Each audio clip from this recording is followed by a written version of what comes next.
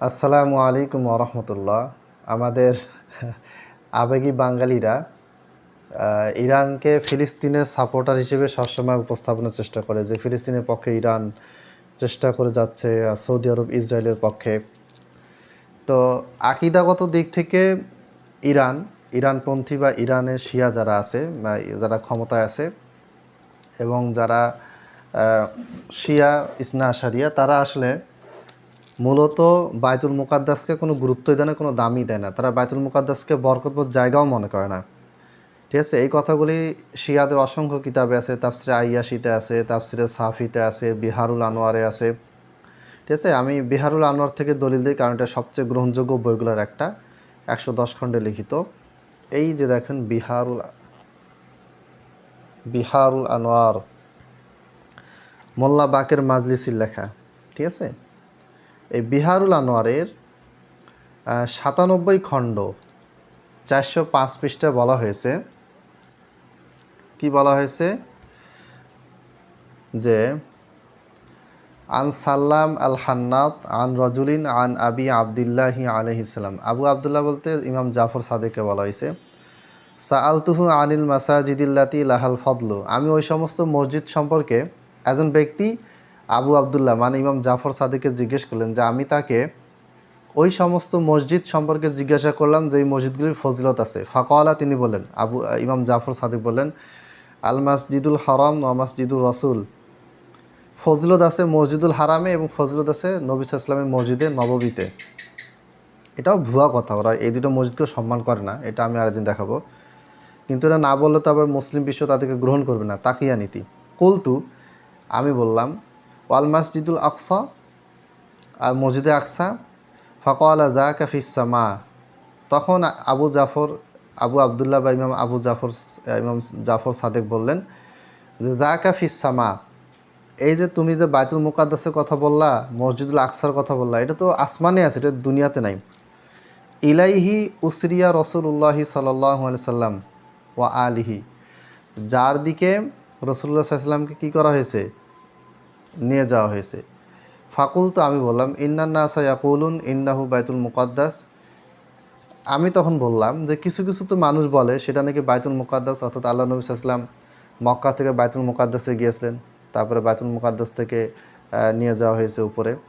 ফাকালা, তিনি বলেন, জাফর সাদেক বলেন, মাসজিদুল কুফাতি আফদালু মিনহু।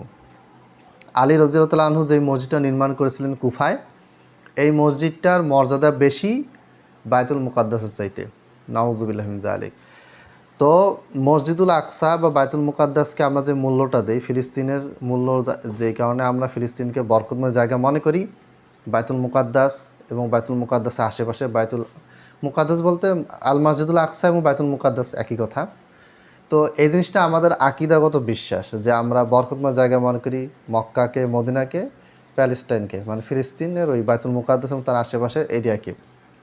এইটা শিয়াদের আকিদার মধ্যেই নেই, তারা এটাকে গুরুত্বই দেয় না। তারা বাইতুল মুকাদ্দাসকে, মক্কার আগে যে বাইতুল মুকাদ্দাস কেবলা ছিল এটা তারা মানে না। প্রথম কিবলা বাইতুল মুকাদ্দাস ছিল নাকি মক্কা ছিল, এটা নিয়ে দ্বিমত আছে। একদল আলিম বলছেন যে প্রথমে বাইতুল মুকাদ্দাস ছিল, পরে মক্কা মুকাররমা কিবলা হয়েছে। আরেকদল আলিমের কথা হচ্ছে যে প্রথমে মক্কা মুকাররমা কিবলা ছিল, পরে বাইতুল মুকাদ্দাস কিবলা হয়েছে, পরে আবার মক্কা মুকাররমা কিবলা হয়েছে। যাই হোক, যেটাই হোক, কোনো এখানে আজকের আলোচ্য বিষয় না। কিন্তু রাসূলুল্লাহ সাল্লাল্লাহু আলাইহি ওয়াসাল্লাম মক্কায় আমাদের উপরে মক্কার দিকে তাকিয়ে মক্কাকে কেবলা বানানোর যে বিধানটা, এটা হওয়ার পূর্বে বাইতুল মুকাদ্দাসের দিকে তাকিয়ে আল্লাহ রসুল সাল্লাল্লাহু আলাইহি ওয়াসাল্লাম বাইতুল মুকাদ্দাস মুখী হয়ে বাইতুল মুকাদ্দাস মসজিদুল আকসাকে কেবলা বানিয়ে 16 থেকে 17 মাস, মানে 15+ মাস তিনি কি করেছেন, কেবলা বানিয়ে, বাইতুল আকসাকে কেবলা বানিয়ে তার দিকে মুখোমুখি হয়ে সালাত পড়েছেন। ঠিক আছে, এটা শিয়ারা বিশ্বাস করে, মানে না। তারা বাইতুল মুকাদ্দাসকে কোনো গুরুত্বই দেয় না, এটাকে তাদের এক পয়সা মূল্য দেয় না। এই সেম কাহিনী কাদিয়ানিরাও করে। কাদিয়ানিরা লাহোরে বাইতুল আকসা মসজিদ তৈরি করেছে এবং তারা বলে যে এটা হচ্ছে আসলে বাইতুল আকসা মসজিদ, ওই ফিলিস্তিনের বাইতুল আকসা মসজিদ নয়। কাদিয়ানিদেরকে নিয়েও আমরা কথা বলবো, তাদেরও বইগুলো আমরা পড়ে পড়ে শোনাবো ইনশাল্লাহ। আসলে শিয়াদের কুফরি আকিদার লিস্ট অনেক লম্বা, আমি তো কয়েকদিন ব্যস্ত থাকাতে আসতে পারিনি। প্রত্যেক দিন যদি আমি 5টা করে কুফরি আকিদা আলোচনা করি, তাও আমার মনে 2 বছর পার হয়ে যাবে। তো এই যে তার বই থেকে দেখালাম, বিহারুল আনোয়ার, তাফসিরে আইয়াশি, তাফসিরে সাফি, আরও বিভিন্ন কিতাবে আছে। এগুলো আমি বর্ণনা করলাম, আপনারা শুনেন, বুঝেন। আপনারা আন্দাজি জোর করে ইরানকে প্যালেস্টাইনের প্রতি ভালোবাসা আছে এটা দাবি করে কোনো লাভ নেই। ইরান তো প্যালেস্টাইনকে এক পয়সাও মূল্য দেয় না। প্যালেস্টাইন ধ্বংস হয়ে গেলে ইরানের কী, তাতে কিছু যায় আসে না। ঠিক আছে, কাজে আপনি জোর করে একটা লোককে আপনি বাইতুল মুকাদ্দাসের প্রতি ভালোবাসা আছে এটা দাবি করবেন, অথচ তার আকিদাই হচ্ছে যে বাইতুল মুকাদ্দাস কোনো কিছুই নাই, এর কোনো মূল্যই নেই, এবং বাইতুল মুকাদ্দাস বলতে পৃথিবীতে কিছুই নেই, এটা আছে আসমানে।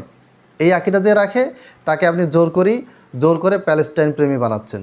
কী সব আজব কারবার। আসসালামু আলাইকুম রহমতুল্লাহ।